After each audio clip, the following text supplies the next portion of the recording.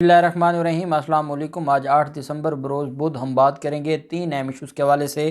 اعتزاز احسن صاحب نے شریف خاندان کا سارا بھانڈا پھوڑ دیا ہے اور اعتزاز احسن صاحب نے بتا دیا ہے کہ جو رانا شمیم کا بیان حلفی ہے وہ اس وقت کہاں پر موجود ہے، رانا شمیم کا بیان حلفی بیسیکلی بنایا کیوں گیا تھا، نواز شریف ان کو کس مقاصد کے لیے استعمال کرنا چاہتے ہیں، نواز شریف اس بیان حلفی سے کیا فائدہ لینا چاہتے ہیں، اور یہاں جو بھی کارروائی ہوتی ہے کیا اس بیان حلفی سے نواز شریف فائدہ حاصل کر پائیں گے لندن میں۔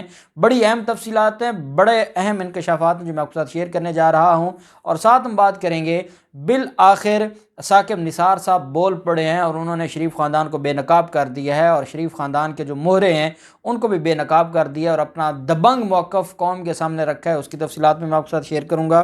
پہلے میں آپ کو بتاتا چلوں کہ رانا شمیم کا نام ECL میں ڈالنے کے حوالے سے ایڈوکیٹ جنرل اسلام آباد نے خط لکھا تھا چیف کمشنر کو، اور اس پر آج وزارت داخلہ کی طرف سے اور شیخ رشید کی طرف سے یہ اسٹیٹمنٹ سامنے آئی ہے کہ ECL میں نام ڈالنے کے لیے کیونکہ کیبنٹ کا اجلاس بلانا پڑتا ہے، وہ ہم نے اجلاس کے لیے درخواست دے دی ہے۔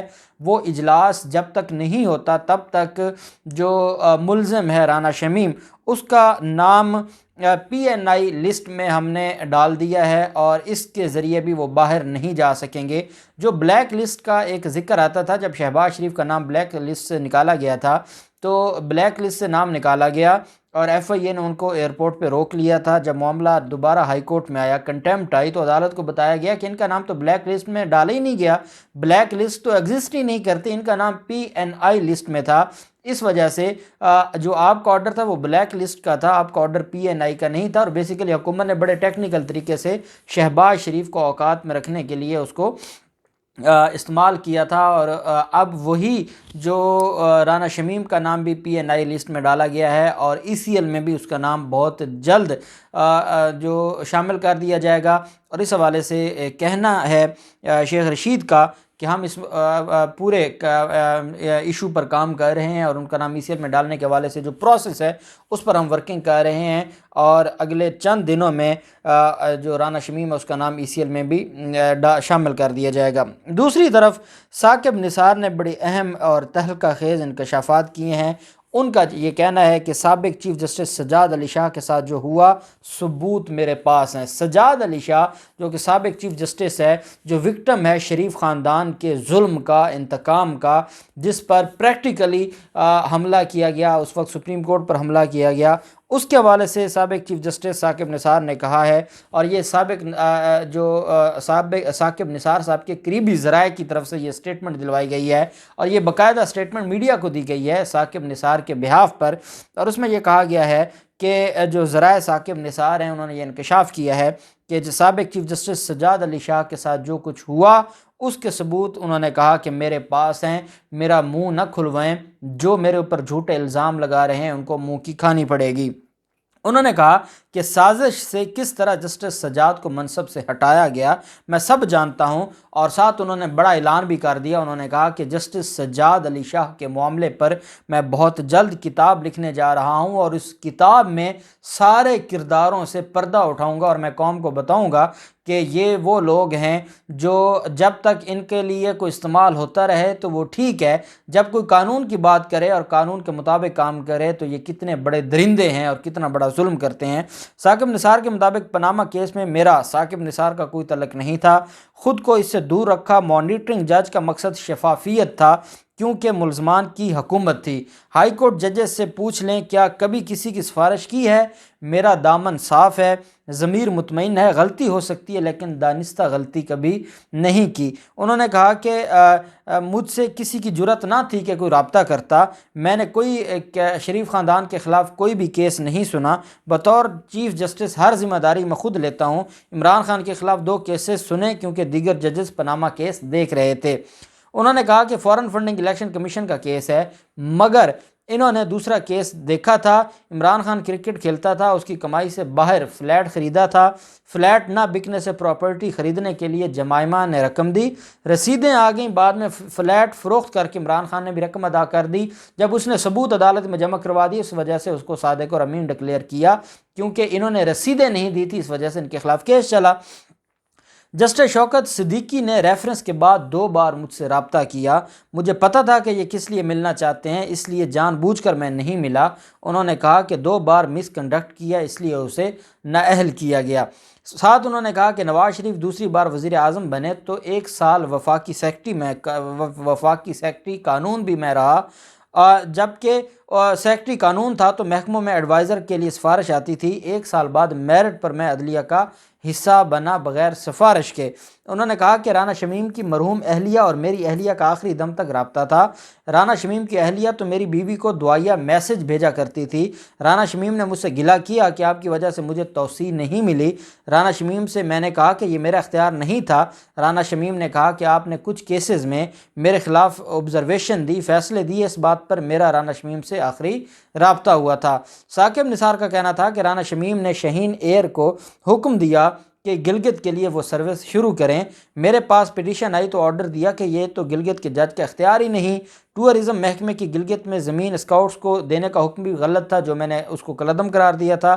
سابق چیف جج گلگت کے اختیارات سے بڑھ کر فیصلے ختم کرنا پڑے، جس کی وجہ سے وہ مجھ سے نالاں تھے، اور کیونکہ اس کے فیصلے غلط تھے اس وجہ سے اس کو ایکسٹینشن نہ مل سکی۔ انہوں نے کہا کہ سعد رفیق کے ریلوے کے معاملات کلیئر تھے، اس لیے ان کے خلاف کارروائی نہیں کی۔ پی کے ایل آئی کا فرانزک آڈٹ کرایا تو اس میں گھپلے نکلے۔ 34 ارب روپے کا منصوبہ جگہ پیسے حکومت کے اور دے کسی اور کو رہے تھے۔ میرے بھائی کو یہ جوڑتے رہے، وہ تو میڈیسن کا ڈاکٹر ہے۔ میرے بھائی کو کا پی کے ایل آئی سے کوئی تعلق نہیں تھا۔ باہر سے اور بھی ڈاکٹرز واپس آتے ہیں مگر 15 لاکھ تنخواہ نہیں لے رہے تھے۔ ڈاکٹر اشرف طاہر بھی تو لاکھوں ڈالرز چھوڑ کر آئے۔ کیا کبھی ڈی جی فرانزک ایجنسی پر کوئی سوال اٹھا؟ اس کی وجہ یہ ہے کہ ہمارا ایک صاف اور شفاف نظام تھا۔ اب جو مجھ پر الزام لگا رہے ہیں وہ جھوٹے ہیں۔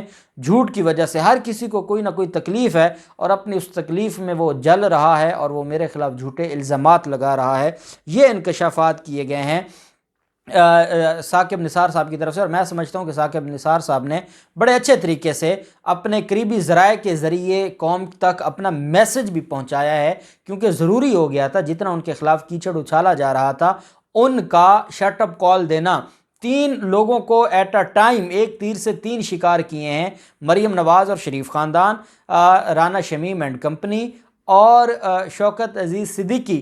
ایک تین سے 3 شکار کر کے ثاقب نثار نے یہ ثابت کر دیا کہ وہ قانون کے مطابق کام کر رہے تھے، اور جو آج ان کے خلاف ہیں، جن کی چیخیں آج نکل رہی ہیں، یہ وہ لوگ ہیں جن کو تکلیف پہنچائی تھی، اور جن کو تکلیف پہنچا کر ثاقب نثار نے ان کو ریلیف نہیں دیے تھے، غیر قانونی ریلیف، یہی وجہ ہے کہ وہ ان کے خلاف تھے۔ دوسری طرف اعتزاز احسن صاحب سے سوال کیا جاتا ہے کہ اعتزاز احسن صاحب یہ بتائیں کہ یہ جو بیان حلفی کا مسئلہ ہے، پھر ایک کمیشن بنانے کی بات ہو رہی ہے کہ ثاقب نثار کی آڈیو پر کمیشن بنایا جائے۔ انہوں نے کہا کیا بے وقوفوں والی باتیں، کون سا کمیشن، کیوں کمیشن بنایا جائے؟ کسی چیز کی ضرورت نہیں ہے، ان ڈاکومنٹس کی تو ویلیو ہی کوئی نہیں۔ جب تک کسی ڈاکومنٹ کو عدالت میں نہیں پیش کیا جاتا، اس کے بیہاف پر یہ کیسے ریلیف لے سکتے ہیں؟ اگر یہ بینیفیشری ہیں تو اپنے کیسز میں عدالتوں میں جمع کروائیں۔ انہوں نے کہا کہ کوئی بیوقوف ہوگا جو یہ کہے گا کہ ثاقب نثار نے نواز شریف نے یہ ڈاکومنٹس اس لیے بنوائے تھے کہ وہ ان کو استعمال کرنا چاہتے تھے یا وہ کسی عدالت میں جمع کروانا چاہتے تھے۔ انہوں نے کہا ایسا کچھ بھی نہیں ہے۔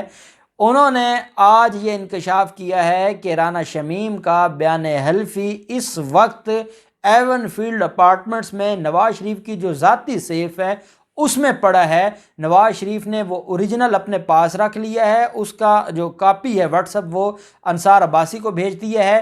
ماحول اس لیے بنایا گیا ہے، نواز شریف کا مقصد یہ ہے کہ وہ بیان حلفی دکھا کر اور ثاقب نثار کی جو آڈیو ایک انہوں نے خود ساختہ فیبریکیٹڈ بنا کے یہ جو برطانوی ادارے ہیں ان کو دکھانا چاہتے ہیں اپنی اپیلوں میں، جو ان کا جو منسوخ ہو چکا ہے ویزا، اس کی اپیلوں میں وہ دکھانا چاہتے ہیں کہ میرے خلاف پاکستان میں یہ کچھ ہو رہا ہے، میں وزیر اعظم تھا، مجھے سیاسی انتقام کا نشانہ بنانے کے لیے چیف جسٹس یہ کہہ رہا ہے۔ اس کے لیے ان کو ایک بڑے اہم شخص کی ایویڈنس چاہیے تھی، یہ دکھانے کے لیے کہ جو سابق چیف جج ہے گلگت بلتستان کا، اتنا بڑے عہدے پر رہنے والا، جب وہ نوٹری پبلک کے سامنے آ کر اپنی سٹیٹمنٹ ریکارڈ کروا جائے تو اس کو وہ برطانیہ میں اتھارٹیز کے سامنے اپیلوں میں پیش کرنا چاہتے ہیں، اور وہ ان کو بتانا چاہتے ہیں کہ میرے اوپر رحم کریں، میرے حال پر رحم کریں، مجھے اگر آپ نے پاکستان کے رحم و کرم پر چھوڑ دیا، میرا ویزا آپ نے بحال نہ کیا،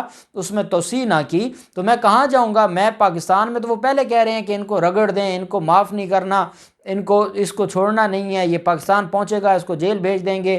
اس وقت کا چیف جسٹس میرے خلاف ایسی ہی پلاننگ کر رہا ہے، اس وقت کا چیف جسٹس میرے خلاف یہ بول رہا ہے، وہ کہہ رہا ہے کہ عمران خان کو لانا ہے اور مریم نواز اور نواز شریف کو جو ضمانت پر رہا نہیں کرنا۔ اعتزاز احسن صاحب کا کہنا ہے کہ یہ بھولے لوگ ہیں، بے وقوف لوگ ہیں، جن کو یہ لگتا ہے کہ نواز شریف یہاں کا سوچ رہا ہے۔ نواز شریف کو پتہ ہے کہ یہاں کسی میں اتنی اوقات نہیں ہے کہ نواز شریف کو یا اس کی بیٹی کو سزا بحال رکھے یا ان کی جو سزا ہے وہ قائم رہے۔ انہوں نے کہا کہ اس کو خوف ہے صرف ویزے کا، اس نے اپنے ویزے کے لیے یہاں بھی ماحول بنایا، یہاں پر جو کاروائیاں ہیں وہ بھی دکھائیں گے، ان کو بھی پارٹ آف دی فائل بنائیں گے، اور اس بیان حلفی کو اور آڈیو لیکس کو وہ سامنے لے کر آئیں گے۔ ساتھ انہوں نے کہا کہ ان کا مقصد صرف برطانیہ میں یہ استعمال کرنے کا تھا۔ یہ جو ڈاکومنٹس ہیں، یہ جو پیس آف ڈاکومنٹس ہیں، یا یہ جو آڈیو ہے، اس کی پاکستان میں مریم نواز کی اپیلوں میں کوئی قانونی حیثیت نہیں ہے۔ جب تک کوئی بھی ڈاکومنٹ عدالتی فائل کا حصہ نہیں ہوتا، اس کے اوپر نہ اس کا حوالہ دیا جا سکتا ہے، نہ اس پر بحث کی جا سکتی ہے، نہ اس کی بنیاد پر کوئی ریلیف لیا جا سکتا ہے۔ ان کا یہ کہنا ہے کہ یہاں پر کوئی کمیشن بنایا جائے، یہاں پر کچھ کیا جائے تو انہیں عدالت کی حد تک رانا شمیم یا جیو جنگ کے خلاف کارروائی ضرور ہو سکتی ہے، لیکن نواز شریف نے جو بینیفٹ لینا تھا، ایک ثاقب نثار کے خلاف ایک جھوٹا ماحول بنا کر اس کو بدنام کرنے کے لیے، اور دوسرا اس نے جو برطانیہ میں جو بینیفٹ لینا تھا اس پر بھی اس نے ایک بڑا ریلیف لینے کے لیے یہ سارا کچھ کیا ہے۔ اعتزاز احسن صاحب کا یہ کہنا ہے کہ مجھے یہ لگتا ہے جتنا میں برطانوی قوانین کو جانتا ہوں، اس کے ان جھوٹے ہٹ کنڈوں سے اس کو وہاں کوئی ریلیف نہیں ملے گا، لیکن اس کی جو وکلا کی ٹیم ہے برطانیہ میں، انہوں نے یہ سارا کھیل رچایا ہے اور اس کو زبردستی رانا شمیم کو وہاں بلایا گیا ہے، رانا شمیم سے لکھوایا گیا ہے، اور اصل جو بیان حلفی ہے وہ ہے نواز شریف کی سیف میں، اور انہوں نے کہا کہ 13 دسمبر کو کوئی اصل بیان حلفی عدالت میں پیش ہونے والا نہیں ہے، کیونکہ وہ رانا شمیم کے اپنے پاس ہے ہی نہیں، وہ رانا شمیم کے کنٹرول میں ہی نہیں ہے، وہ نواز شریف کے پاس ہے، نواز شریف اپنے مقصد کے لیے اس کو رکھا ہوا ہے۔ اور انہوں نے کہا تلاشی لے لیں، میں گارنٹی دیتا ہوں، میں اپنی بات پر ذمہ دار ہوں کہ آپ ایون فیلڈ کی تلاشی لے لیں، آپ کو وہاں ملے گا، اس کے علاوہ بیان حلفی کہیں بھی نہیں ہے۔ میں یہ ضرور کہوں گا کہ اعتزاز احسن صاحب جو کہ ایک باخبر ایک سینئر سیاستدان بھی ہیں، وکیل بھی ہیں، وہ جو بات کر رہے ہیں وہ واقعی ایک سکہ ہے۔ دیکھتے ہیں شریف خاندان کے اس کے حوالے سے کیا سٹیٹمنٹ آتی ہے، جو بھی تفصیلات ہوں گی آپ کے ساتھ شیئر کرتے رہیں گے۔ اللہ پاک پاکستان کا حامی و ناصر ہو۔ بہت شکریہ۔ اللہ حافظ۔ پاکستان۔